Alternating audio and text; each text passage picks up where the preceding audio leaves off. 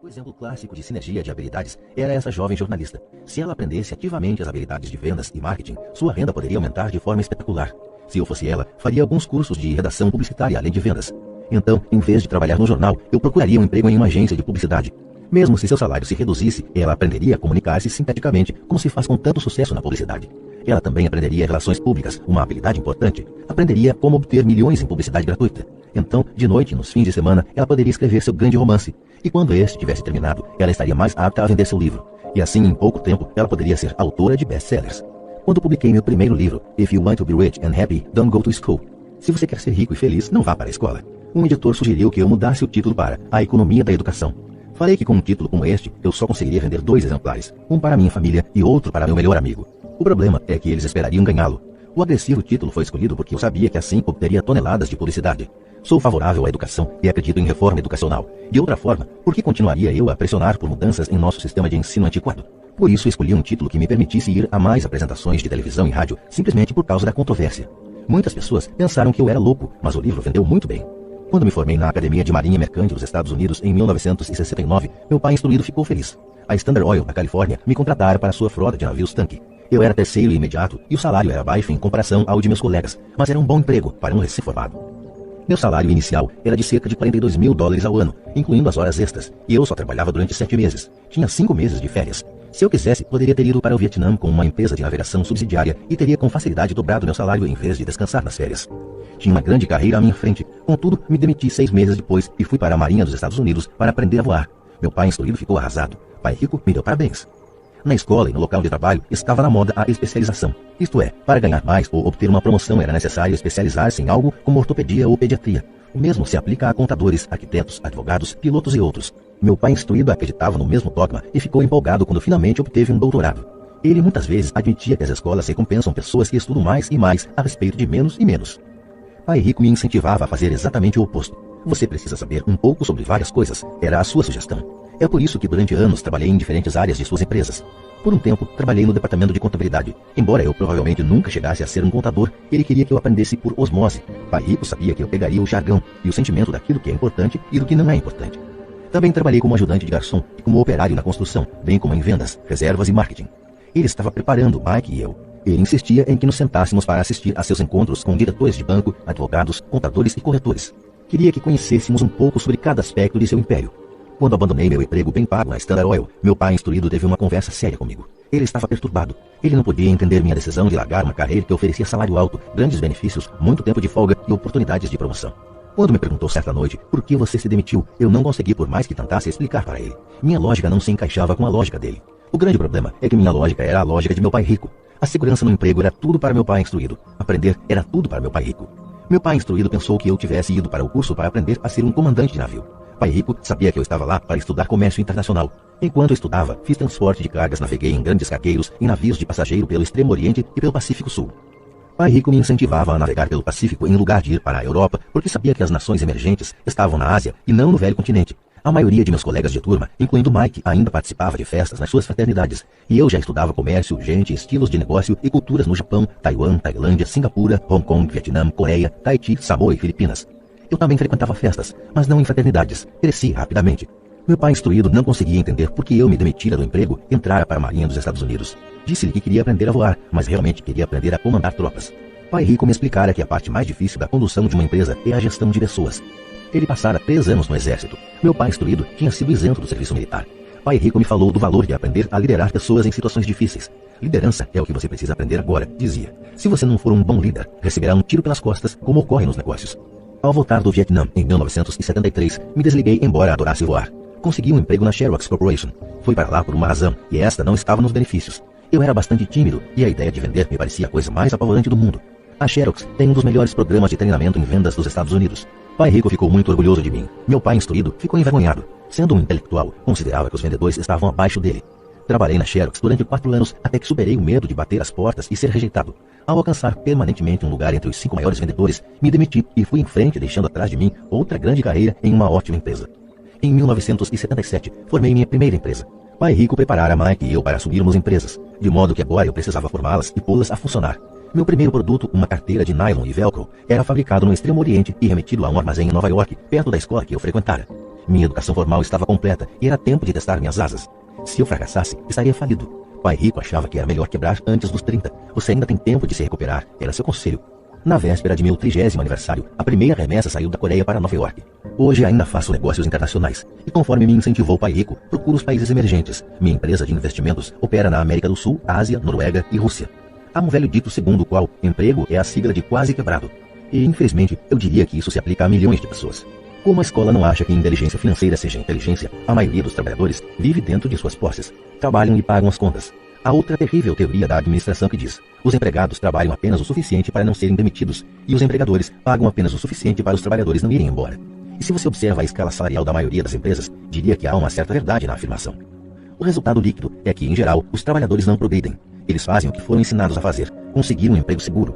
A maioria dos empregados se concentra em salários e benefícios que os remuneram a curto prazo, mas que são frequentemente desastrosos a longo prazo. Já eu recomendo aos jovens que procurem emprego pelas oportunidades de aprendizado, mais do que pelo que possam receber. É preciso ver que habilidades se deseja adquirir antes de escolher uma profissão específica e antes de cair na corrida dos ratos. Uma vez aprisionadas num processo permanente de pagamento de contas, as pessoas se tornam como os pequenos hamsters, correndo em suas gaiolas. Suas pequenas pernas peludas correm furiosamente, a roda gira furiosamente, mas dia vai, dia vem, elas ainda estão na mesma gaiola. Grande emprego. No filme Jerry Maguire, com Tom Cruise, há grandes bordões. Talvez o mais memorável seja: mostre-me o dinheiro. Mas a outra frase que me parece mais verdadeira aparece na cena em que Tom Cruise está saindo da empresa. Ele acaba de ser demitido e pergunta para toda a empresa: quem quer me acompanhar? E todos permanecem silenciosos e petrificados. Apenas uma mulher se levanta e diz: eu gostaria, mas daqui a 3 meses serei promovida. A afirmação é provavelmente a mais verdadeira de todo o filme. É o tipo de frase que as pessoas usam para continuar trabalhando de forma a pagar suas contas. Sei que meu pai instruído esperava por seu aumento anual e todo ano ficava desapontado. Então ele voltava a estudar para se tornar mais qualificado, de modo a poder ganhar outro aumento, mas novamente sofria uma decepção. Frequentemente pergunto às pessoas: para onde essa atividade diária está levando você? Como o pequeno hamster, duvido que as pessoas olhem para onde seu trabalho árduo as está levando. O que o futuro oferece? Cyril Wakefield, o antigo diretor executivo da Associação Americana de Aposentados, afirma que as aposentadorias privadas estão um caos. Em primeiro lugar, 50% da força de trabalho não contam atualmente com fundos de pensão. Apenas isso já deveria ser motivo de grande preocupação. E de 75% a 80% dos demais têm aposentadorias desprezíveis, que pagam $55 ou $150 ou $300 por mês. Em seu livro The Retirement Myth, o mito da aposentadoria, Craig S. Carpel escreve: visitei a sede de uma grande empresa nacional de consultoria especializada em aposentadorias e falei com uma diretora administrativa que planeja exuberantes planos para altos executivos. Quando lhe perguntei o que as pessoas comuns poderiam esperar receber como aposentadoria, ela disse com um sorriso confiante: a bala de prata. O que é? Perguntei. A bala de prata. Ela deu de ombros. Se os baby boomers descobrem que não têm dinheiro suficiente para viver quando forem mais velhos, eles sempre podem dar um tiro nos miolos. Carpel continua explicando a diferença entre os antigos planos de benefícios definidos e os novos planos de contribuições programadas, que são mais arriscados. Não é um quadro animador para a maioria das pessoas que está trabalhando atualmente. E isso é só a aposentadoria. Quando se acrescentam despesas médicas e casas de repouso para idosos, o quadro se torna aterrador. Em seu livro de 1995, ela indica que as despesas hospitalares variam de $30 mil a $125 mil ao ano. Em uma casa de repouso para idosos, sem qualquer mordomia, a anuidade estava em torno de $88 mil. Muitos hospitais em países onde a medicina é socializada já têm que tomar decisões dramáticas como: quem permanecerá vivo e quem vai morrer. Eles tomam essas decisões com base no orçamento e na idade dos pacientes. Os cuidados médicos são destinados ao paciente mais jovem. O paciente mais velho fica para o fim da fila. Assim como os ricos podem se permitir uma educação, eles também podem se manter vivos, enquanto aqueles com pouca fortuna morrem. Fico imaginando se há trabalhadores pensando no futuro, ou se eles apenas se preocupam com o próximo contra-cheque, sem questionar-se sobre o que virá mais adiante. Quando falo para adultos que querem ganhar mais dinheiro, sempre dou o mesmo conselho. Sugiro que pensem no longo prazo. Em lugar de trabalhar simplesmente pelo dinheiro e pela segurança, que são, admito, importantes, sugiro que procurem um segundo emprego onde possam aprender outra habilidade. Muitas vezes recomendo que se integrem a uma empresa de marketing de rede, também chamado de marketing multinível, se quiserem adquirir habilidades de venda. Algumas dessas empresas têm excelentes programas de treinamento que ajudam as pessoas a suportar o medo do fracasso e da rejeição, que são as principais razões pelas quais a maioria das pessoas não é bem-sucedida. A instrução vale mais do que o dinheiro, a longo prazo. Quando ofereço esta sugestão, ouço muitas vezes: isso é muito trabalhoso, ou só quero fazer o que me interessa. Quando a primeira resposta retruco: então o senhor prefere passar a vida entregando 50% do que ganha ao governo? Quanto à segunda observação, digo: eu não tenho interesse em ir à academia de ginástica, mas vou para me sentir melhor e viver mais. Infelizmente, há a verdade no velho adágio: não se pode ensinar truques novos a um cachorro velho. A menos que a pessoa esteja acostumada a mudar, é difícil mudar.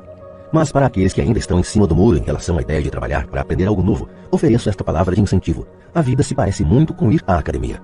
A parte mais difícil é se decidir a começar. Uma vez feito isso, fica fácil. Em muitas ocasiões, ficava temeroso de ir para a academia, mas chegando lá, em movimento era ótimo. Depois dos exercícios, fico feliz de ter me decidido a ir. Se você não está disposto a trabalhar para aprender algo novo e insiste em se especializar em sua área, assegure-se de trabalhar em uma empresa sindicalizada. Os sindicatos foram planejados para proteger especialistas. Meu pai instruído, depois de ter caído em desgraça junto ao governador, tornou-se presidente do sindicato de professores do Havaí. Ele dizia que esse era o trabalho mais pesado que já tivera na vida.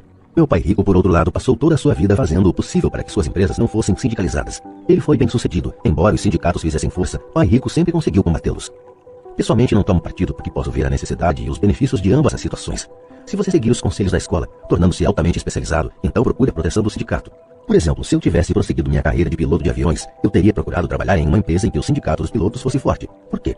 Porque minha vida teria sido dedicada a aprender uma habilidade que só tem valor em um ramo de atividade. Se eu tivesse que abandonar esse ramo, as minhas habilidades não teriam valor em outras atividades. Um piloto sênior com 100 mil horas de voo ganhando $150 mil ao ano teria dificuldades em encontrar um emprego com igual remuneração no ensino escolar. As habilidades não se transferem necessariamente de um ramo de atividades para outro. Os pilotos recebem salários altos por possuírem habilidade que não teriam valor, por exemplo, no sistema de ensino. Atualmente se pode dizer o mesmo até no caso dos médicos. Com todas as mudanças ocorridas na medicina, os especialistas têm que se agrupar em organizações médicas, como os planos de saúde. Sem dúvida que os professores precisam se sindicalizar. Atualmente, nos Estados Unidos, o sindicato dos professores é o maior e mais rico deles. A Associação Nacional de Educação tem uma força política tremenda. Os professores precisam da proteção de seu sindicato, porque suas habilidades também têm escasso valor fora da área da educação. De modo que regra prática é, se for atualmente especializado, sindicalize-se. Quando pergunto às minhas turmas, quais de vocês fazem um hambúrguer melhor do que o do McDonald's, quase todos levantam a mão. Então pergunto, se a maioria de vocês faz um hambúrguer melhor do que o do McDonald's, como pode ser que o McDonald's ganhe mais dinheiro do que vocês? A resposta é óbvia. O McDonald's é um ótimo sistema de negócios. A razão pela qual tantas pessoas talentosas são pobres é que elas se concentram na preparação de um melhor hambúrguer e sabem muito pouco sobre sistemas de negócios. Um amigo meu do Havaí é um grande artista. Ganha bastante dinheiro. Um dia, o advogado de sua mãe ligou dizendo que ela lhe deixara $35 mil. Isto é o que sobrou de seus bens depois que o advogado e o governo pegaram sua parte. Imediatamente, ele viu uma oportunidade de aumentar seus negócios usando parte desse dinheiro em publicidade. 2 meses depois, seu primeiro anúncio em cores de página inteira apareceu em uma revista cara voltada para os muito ricos. O anúncio foi publicado durante 3 meses. Ele não teve qualquer retorno e toda a sua herança foi embora. Agora ele quer processar a revista por ter sido enganado. Este é um caso típico de alguém que pode fazer um belo hambúrguer, mas conhece pouco de negócios.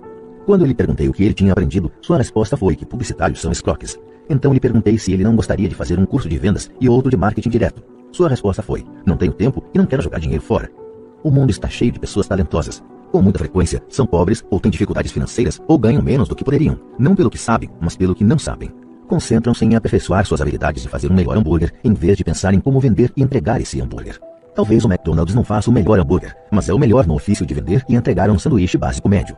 Pai pobre queria que eu me especializasse. Era assim que ele achava que se ganhava mais. Mesmo depois de ouvir do governador do Havaí que não poderia mais trabalhar no governo do estado, meu pai instruído continuou me incentivando a me especializar. Pai pobre então encampou a causa do sindicato dos professores, fazendo campanhas por mais proteção e maiores benefícios para esses profissionais altamente especializados e instruídos. Ele nunca entendeu que quanto mais especializado você se torna, mais você fica amarrado e dependente dessa especialização. Pai rico aconselhava Mike e eu a nos prepararmos. Muitas grandes empresas fazem o mesmo, procuram jovens recém-formados nas faculdades e começam a preparar essas pessoas para exercer um dia altos cargos na organização. Esses jovens brilhantes não se especializam em um departamento, eles percorrem os vários departamentos para aprender todos os aspectos dos sistemas de negócios. Os ricos frequentemente preparam seus filhos ou os filhos dos outros. Ao fazê-lo, seus filhos adquirem uma visão geral das operações da empresa e conhecem a inter-relação entre os vários departamentos. A geração da Segunda Guerra Mundial considerava ruim ficar trocando de emprego. Hoje, considera-se uma atitude inteligente, já que as pessoas ficarão mudando de emprego em lugar de buscar maior especialização, porque não pensarem em aprender mais do que em ganhar. No curto prazo, você pode ganhar menos. No longo prazo, resultará em grandes dividendos. As principais habilidades administrativas necessárias para o sucesso são: 1. Gestão do fluxo de caixa. 2. Gestão de sistemas, incluindo você e o tempo dedicado à família. 3. Gestão de pessoal. As habilidades especializadas mais importantes são vendas e compreensão da comercialização. É a habilidade de vender, portanto de comunicar-se com outro ser humano, seja cliente, funcionário, chefe, cônjuge ou filho, a base para o sucesso pessoal. São habilidades de comunicação, como redigir, falar e negociar, que são cruciais para uma vida de sucesso. São habilidades que exercito constantemente, fazendo cursos ou comprando fitas educativas para expandir meu conhecimento. Como já mencionei, meu pai instruído trabalhava cada vez mais arduamente quanto mais competente se tornava. Ele também se via cada vez mais encurralado quanto mais se especializava. Embora seu salário aumentasse, suas escolhas diminuíam. Pouco depois de ter sido mandado embora do trabalho no governo, descobriu como era vulnerável profissionalmente. É semelhante ao que ocorre com os atletas profissionais, que de repente sofrem uma lesão ou ficam velhos demais para o esporte. Sua posição bem remunerada é perdida e eles têm habilidades limitadas às quais recorrer. Penso que é por isso que meu pai, instruído, se envolveu tanto com os sindicatos a partir daí. ele percebeu quanto o sindicato poderia tê-lo favorecido. Atualmente encontro ex-professores ganhando centenas de milhares de dólares ao ano. Eles ganham tanto porque têm, além das habilidades especializadas de sua área, outras habilidades. Eles podem tanto ensinar quanto vender e comercializar. As habilidades de venda, marketing, são difíceis para muitas pessoas, sobretudo em decorrência de seu medo da rejeição. Quanto melhor você se comunicar, negociar e lidar com esse medo da rejeição, tanto mais fácil será a vida. Da mesma maneira que aconselhei aquela jornalista que queria tornar-se autora de best-sellers, repito isso para todos: ter uma especialização técnica tem seus pontos fortes e fracos. Tenho amigos que são gênios, mas não conseguem comunicar-se efetivamente e, em consequência, seus ganhos são lamentáveis. Eu os aconselho a passar um ano aprendendo a vender. Mesmo se não ganharem nada, sua capacidade de comunicação melhorará. E isso não tem preço. Além de sermos bons aprendizes e vendedores, e de entendermos de marketing, devemos ser tanto bons professores quanto bons alunos. Para sermos verdadeiramente ricos, devemos ser capazes tanto de dar quanto de receber. Em casos de dificuldades financeiras, frequentemente o que falta é dar e receber. Sei de muita gente que é pobre porque não é nem bom estudante nem bom mestre. Ambos os meus pais eram homens generosos. Ambos tinham como regra primeiro o dar. A educação era uma de suas formas de doação. Quanto mais davam, mais recebiam. Uma diferença evidente estava na doação de dinheiro. Meu pai rico doava altos montantes. Doava para a igreja, para instituições de caridade, para sua fundação. Ele sabia que para receber dinheiro, você deve dar dinheiro. A doação de dinheiro é o segredo da maioria das grandes famílias ricas. É por isso que existem instituições como a Fundação Rockefeller e a Fundação Ford. São organizações destinadas a tomar a própria riqueza e aumentá-la, bem como distribuí-la perpetuamente. Meu pai instruído costumava dizer sempre: quando tiver algum dinheiro extra, vou doá-lo. O problema é que nunca havia um extra. Trabalhava sempre mais para conseguir mais dinheiro em lugar de concentrar-se na principal lei do dinheiro: dai e recebereis. Ele acreditava no contrário: recebe e darás. Concluindo, tornei-me ambos os pais. Uma parte de mim é um capitalista convicto, que adora o jogo do dinheiro fazendo dinheiro. A outra é o do mestre socialmente responsável, que está profundamente preocupado com o crescente hiato que separa os que têm dos que não têm. Acredito que o principal responsável por esse hiato crescente é o sistema de ensino arcaico. Capítulo 8. Como superar obstáculos. Mesmo que as pessoas tenham estudado e se alfabetizado do ponto de vista financeiro, elas ainda podem enfrentar obstáculos para se tornar financeiramente independentes. Há 5 razões principais que levam pessoas financeiramente alfabetizadas a não desenvolver uma coluna de ativos significativa que poderia render grandes montantes de fluxo de caixa. Colunas de ativos que as poderiam libertar para viver a vida sonhada em lugar de trabalhar em tempo integral apenas para pagar as contas. Essas 5 razões são: 1. Medo. 2. Ceticismo. 3. Preguiça. 4. Maus hábitos. 5. Arrogância. Razão número 1. Superar o medo de perder dinheiro. Nunca encontrei alguém que gostasse realmente de perder dinheiro. E em toda a minha vida, nunca encontrei uma pessoa rica que nunca tivesse perdido dinheiro. Mas encontrei uma porção de gente pobre que nunca perdeu um tostão investindo. O medo de perder dinheiro é real. Todo mundo tem, mesmo os ricos. Mas o problema não está no medo, está na maneira de lidar com as perdas. É a maneira de lidar com o fracasso que faz diferença na vida da gente. Isso serve para qualquer coisa, não apenas para o dinheiro. A principal diferença entre uma pessoa rica e outra pobre está em como elas lidam com esse medo. Não há nada errado em ter medo. É aceitável ser um covarde quando se trata de dinheiro. Você ainda pode ser rico. Somos todos heróis em algumas circunstâncias e covardes em outras.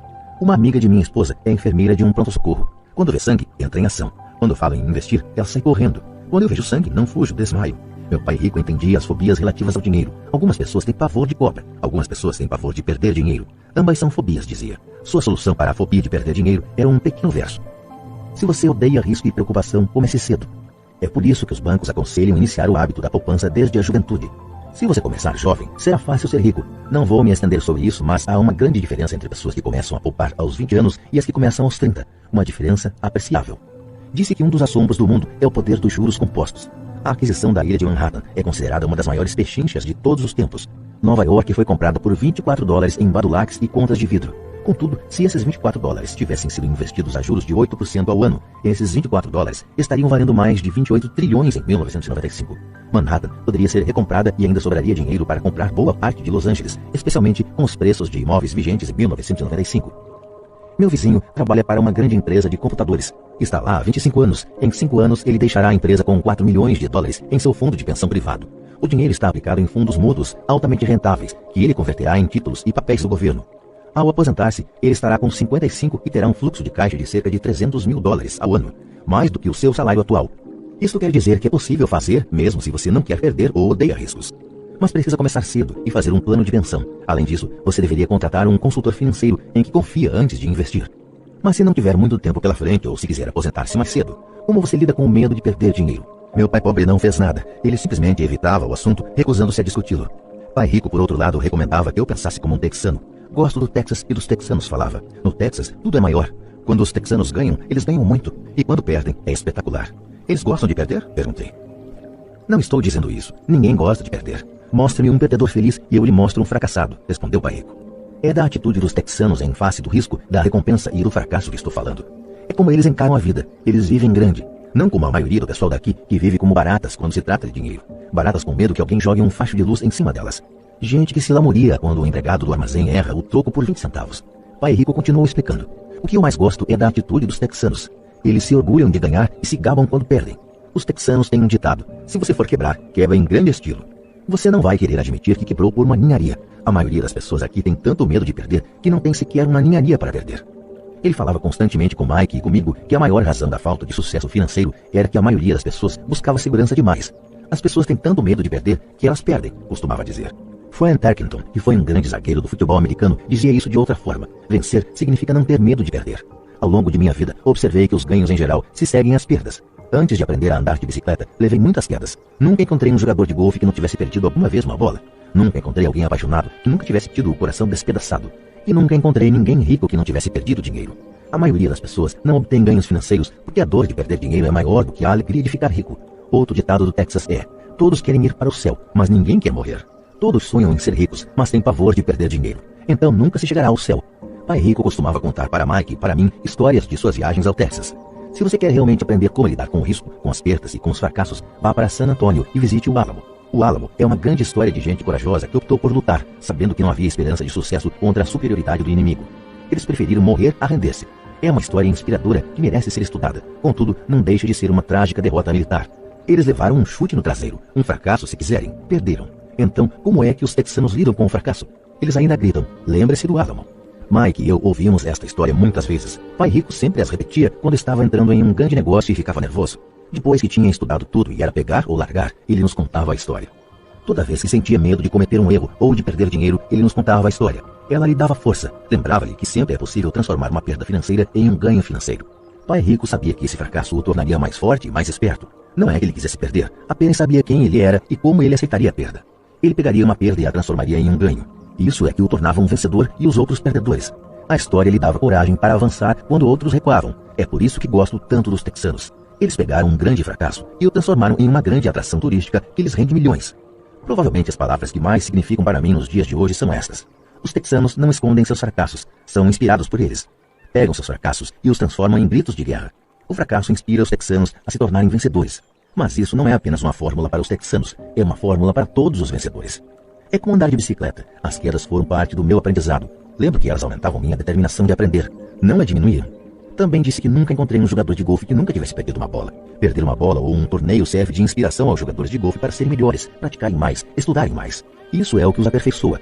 Para os vencedores, os fracassos são uma inspiração. Para os perdedores, o fracasso é uma derrota. Citando John D. Rockefeller, sempre tentei transformar cada fracasso em uma oportunidade. Sendo nipo-americano, posso falar o seguinte: muitas pessoas dizem que Pearl Harbor foi um erro americano. Eu digo que foi um erro japonês. No filme Torá, Torá, Torá, um sombrio almirante japonês diz a seus subordinados: receio que tenhamos acordado um gigante adormecido. Lembre-se de Pearl Harbor. Tornou-se um grito de guerra. Transformou uma das maiores derrotas dos Estados Unidos em uma razão para vencer. Esta grande derrota deu força aos Estados Unidos, que logo se transformaram em uma potência mundial. O fracasso inspira os vencedores, e o fracasso derrota os perdedores. É o maior segredo dos ganhadores. É o segredo que os perdedores não conhecem. O maior segredo dos vencedores é que o fracasso inspira a vitória. Por isso eles não têm medo de perder. Repetindo Fran Tarkenton: vencer significa não ter medo de perder. Pessoas como Tarkenton não têm medo de perder porque sabem quem são. Odeiam perder de modo que sabem que o fracasso apenas as incentivará a se tornarem melhores. Há uma grande diferença entre detestar perder e ter medo de perder. A maioria das pessoas tem tanto medo de perder dinheiro que acaba perdendo. Elas quebram por uma ninharia. Financeiramente, desejam segurança demais e têm um horizonte estreito. Compram casas grandes e carros grandes, mas não fazem grandes investimentos. A principal razão que leva 90% dos americanos a ter problemas financeiros é que eles jogam para não perder, não jogam para ganhar. Eles procuram seus consultores financeiros, ou seus contadores, ou seus corretores e adquirem um portfólio equilibrado. Muitos aplicam altas somas em certificados de depósito, em títulos de baixo rendimento, em fundos mútuos e em poucas ações. É um portfólio seguro e inteligente, mas não é um portfólio vencedor. É o portfólio de quem não quer perder. Não me entenda mal, é provavelmente um portfólio melhor do que o da média da população, mas isso é apavorante. Um portfólio seguro é melhor do que nenhum portfólio. É um grande portfólio para quem adora a segurança. Mas buscar a segurança e o equilíbrio em seu portfólio de aplicações não é a forma como jogam os investidores bem-sucedidos. Se você tem pouco dinheiro e quer ficar rico, você deve estar focado, não equilibrado. Se você observar qualquer pessoa bem-sucedida, verá que no início elas não estavam equilibradas. Pessoas equilibradas não vão a lugar algum, ficam em um lugar. Para progredir é preciso no início de um desequilíbrio. Veja como você progride quando anda. Thomas Edison não estava equilibrado, estava focado. Bill Gates não estava equilibrado, estava focado. Donald Trump estava focado. George Soros estava focado. George Patton não distribuiu seus tanques por uma área ampla. Ele os focou e arrasou os pontos fracos da linha alemã. Os franceses se espalharam pela linha Maginot e você sabe o que aconteceu com eles. Se você tem algum desejo de ser rico, você deve focar. Pôr uma porção de ovos em umas poucas cestas. Não fazer o que fazem os pobres e a classe média. Põe poucos ovos em muitas cestas. Se você odeia perder, procure a segurança. Se perder o enfraquece, procure a segurança. Procure aplicações equilibradas. Se você tem mais de 25 anos e está apavorado em assumir riscos, não mude. Procure a segurança, mas comece cedo. Comece a formar suas poupanças cedo, porque vai levar tempo. Mas se você tem sonhos de liberdade, a primeira coisa a perguntar-se é: qual a minha reação ante o fracasso? Se o fracasso o inspirar a ganhar, talvez você deva seguir adiante, mas só talvez. Se o fracasso o enfraquece ou o leva ao desespero, como os garotos mimados que correm ao advogado para processar alguém toda vez que as coisas não saem do seu jeito, então procure a segurança. Fique com seu emprego. Ou compre títulos ou fundos mútuos. Mas lembre que esses instrumentos financeiros também têm seus riscos, mesmo sendo mais seguros. Digo tudo isso citando os texanos e Van Turkington, porque aumentar a coluna de ativos é fácil. É realmente um jogo que não exige grandes atitudes, não exige muita instrução. A matemática do primeiro grau resolve. Mas aumentar a coluna de ativos é um jogo de atitude. Exige garra, paciência e resistência ante o fracasso. Os perdedores evitam o fracasso, e o fracasso transforma perdedores em vencedores. Lembre-se do álamo. Razão número 2. Superar o ceticismo. O céu está caindo, o céu está caindo. Todos nós conhecemos a história da galinha pessimista que corria em torno do terreiro anunciando o fim do mundo. Todos conhecemos gente assim, mas todos temos uma galinha pessimista dentro de nós. Como já disse em outra ocasião, o cético é verdadeiramente uma galinha pessimista. Todos nós parecemos com a galinha pessimista quando o medo e a dúvida toldam nossos pensamentos. Todos nós temos dúvidas. Não sou inteligente, não sou tão bom assim, fulano é melhor do que eu. Nossas dúvidas muitas vezes nos paralisam. Jogamos o jogo do e se? E se a economia entrar em colapso logo depois de eu fazer o investimento? E se eu me descontrolar e não conseguir pagar as dívidas? E se as coisas não funcionarem como planejado? Ou temos amigos ou pessoas amadas que nos lembram sempre nossas falhas. Eles dizem frequentemente: o que o faz pensar que você pode fazer isso? Se fosse uma ideia tão boa, então como foi que ninguém se lembrou disso antes? Isso nunca vai dar certo. Você não sabe do que está falando. Essas palavras de dúvida muitas vezes calam tão profundamente que deixamos de agir. Um sentimento horrível aperta nosso estômago. Às vezes não conseguimos dormir. Não andamos para a frente, de modo que ficamos com a segurança e abandonamos as oportunidades. Observamos a vida passando por nós, enquanto sentamos imobilizados com um frio no corpo. Todos já passamos por isso na vida, alguns mais do que outros. Peter Lynch, do Fidelity Magellan, um conhecido fundo mútuo, faz advertências sobre o céu que despenca como um ruído, e todos nós o ouvimos. O ruído pode ser criado dentro da nossa cabeça ou vir de fora, muitas vezes de amigos, familiares, colegas ou da mídia. Lynch lembra o tempo da década de 1950, em que a ameaça de uma guerra nuclear era tão comum no noticiário que as pessoas começaram a construir abrigos antinucleares e a estocar alimentos e água. Se elas investissem esse dinheiro sabiamente no mercado, em lugar de construir os abrigos, provavelmente teriam atingido a independência financeira nos dias de hoje. Quando explodiram os motins em Los Angeles há alguns anos, as vendas de armas aumentaram em todo o país. Uma pessoa morreu depois de ter ingerido um hambúrguer mal passado no estado de Washington e o Departamento de Saúde do Arizona determinou que os restaurantes preparassem somente carne bem passada. Uma empresa farmacêutica divulgou nacionalmente um anúncio de televisão mostrando pessoas gripadas. O anúncio foi divulgado em fevereiro. Os casos de gripe aumentaram, bem como as vendas do medicamento anunciado. A maioria das pessoas é pobre porque quando se trata de investir, o mundo está cheio de pessimistas que correm gritando: o céu está caindo, o céu está caindo. E os pessimistas atingem seus objetivos porque todos somos um pouco pessimistas. Muitas vezes é necessário coragem para não permitir que rumores e anúncios de desastres afetem nossas dúvidas e medos.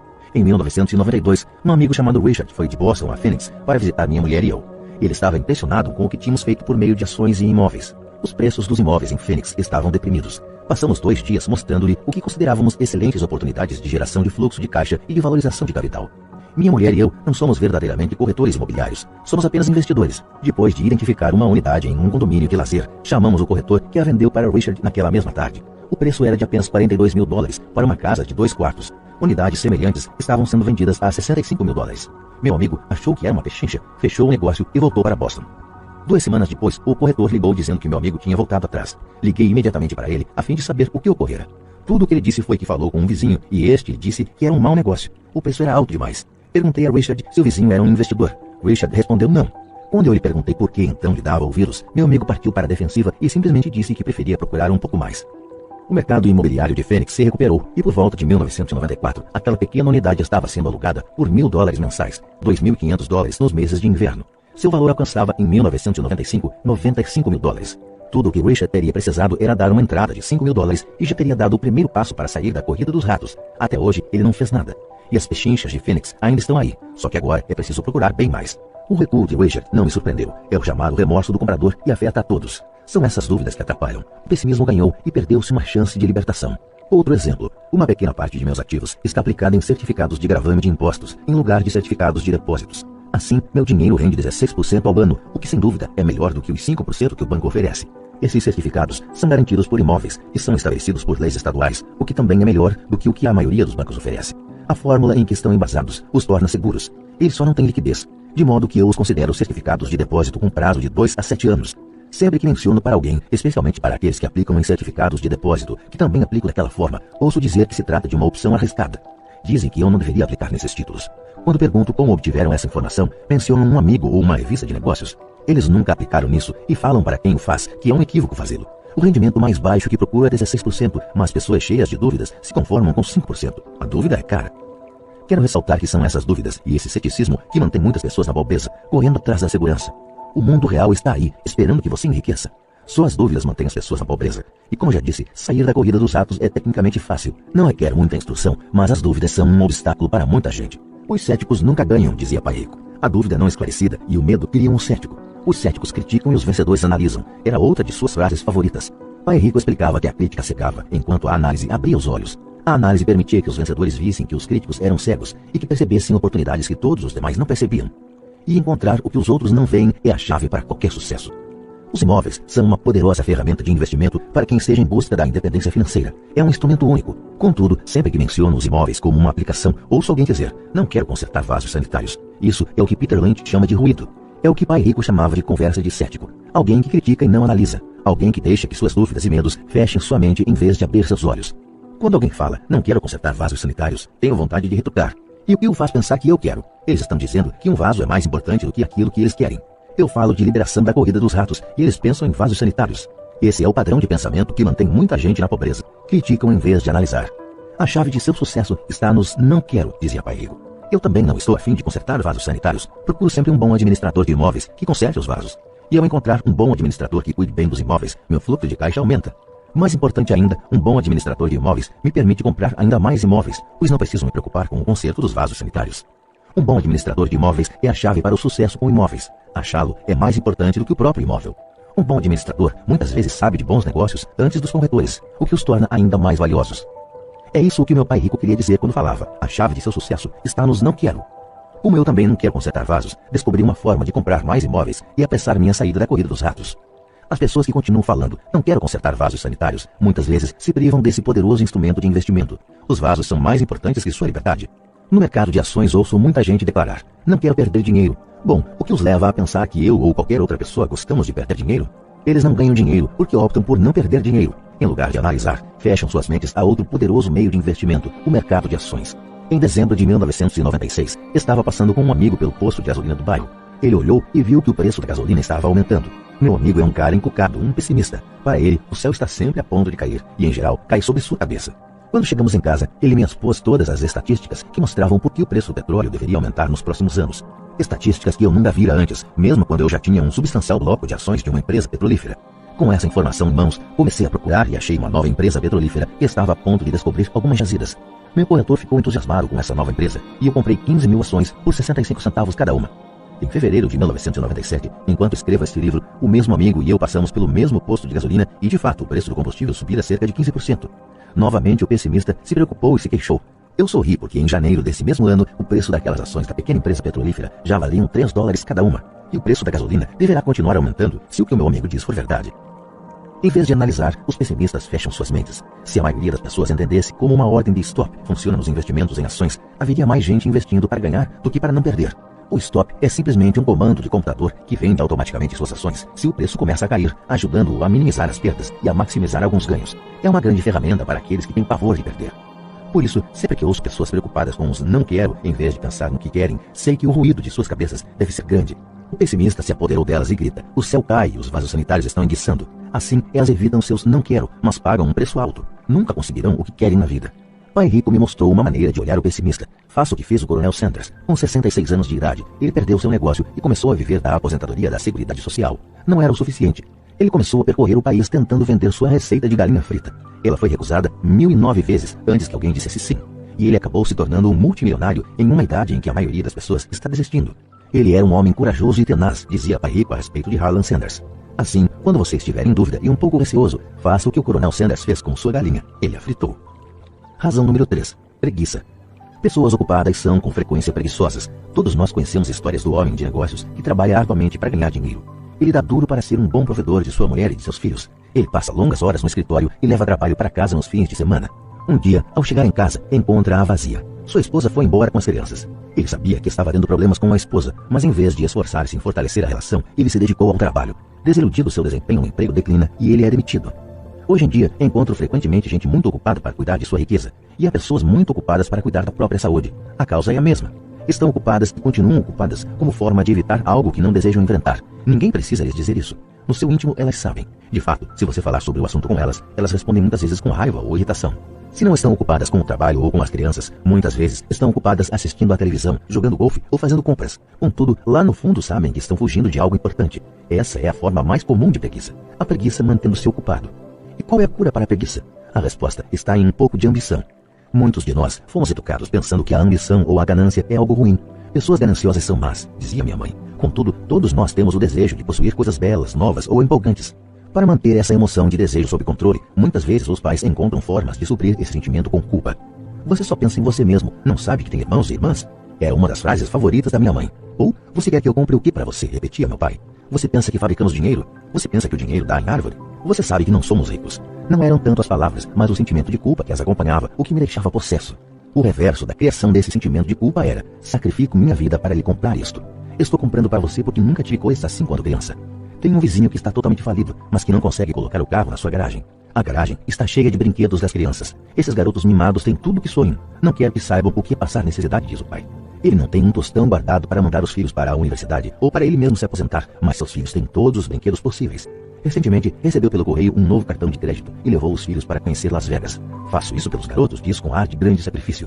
Pai Rico proibia que se dissesse: não dá para comprar. Na casa de minha família de verdade, escutava isso a toda hora. Já Pai Rico queria que seus filhos dissessem: como posso comprar isso? Ele considerava que as palavras "não dá para comprar" fechavam o cérebro. Você não precisava pensar mais. Como posso comprar isso? Era uma forma de abrir a mente. Obrigava você a pensar e buscar alternativas. Mais importante do que isso, ele considerava que "não dá para comprar" é uma mentira. E o espírito humano sabe disso. O espírito humano é poderoso, muito poderoso, dizia. Quando sua mente preguiçosa repete "não dá para comprar", uma guerra se estabelece dentro de você. Seu espírito se enfurece e sua mente preguiçosa deve defender a mentira dita.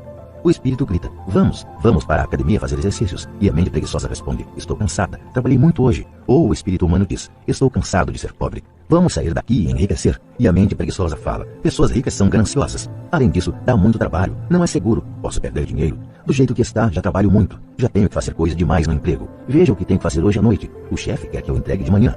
Não dá para comprar. Também traz tristeza, uma sensação de desamparo que leva ao desânimo e muitas vezes à depressão. Apatia é outra palavra que se aplica. Como posso comprar isso? Abre possibilidades, empolgação e sonhos. Pai Rico não estava tão preocupado com o que você queria comprar, mas esse "como posso comprar isso" fortalece a mente e dinamiza o espírito. Assim, raramente ele dava alguma coisa a Mike ou a mim. Em vez disso, perguntava: como você pode comprar isso? E isso incluía a mensalidade da universidade que nós tínhamos que pagar com o nosso dinheiro.